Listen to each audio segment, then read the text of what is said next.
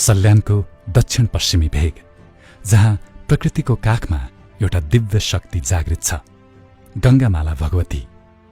कालीमाटी गाउँपालिकाको राजी गाउँमा अवस्थित यो मन्दिर केवल आस्थाको केन्द्र मात्र होइन, यो त मगर समुदाय अन्तर्गतको राजी जातिको विशिष्ट पहिचान र संस्कृतिसँग जोडिएको एउटा जीवित इतिहास पनि हो।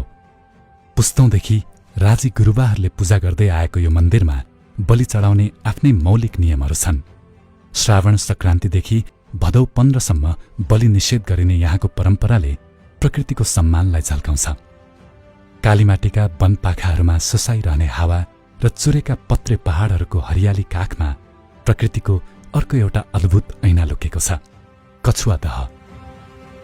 250 मिटरको लम्बाइमा फैलिएको यो दह जैविक विविधताको एउटा यस्तो संसार हो जहाँ कछुवा आकारको जलाशयले कालीमाटीको पर्यटकीय कायालाई अझ निखारेको छ। यहाँको यात्रा तब पूर्ण हुन्छ जब हामी लक्ष्मीपुर शक्तिपीठको धार्मिक शीतलताबाट सिमले झरनाको कञ्चन फोहरासम्म पुग्छौं अनि चुरेका गल्छीहरू छिचोल्दै बग्ने शारदा र बबई नदीको त्यो पवित्र मिलनस्थल दमदुवाली, जहाँ नदीहरूको सुसाइले चुरेको यो प्राचीन भूगोललाई नयाँ सभ्यताको कथा सुनाइरहेको भान हुन्छ।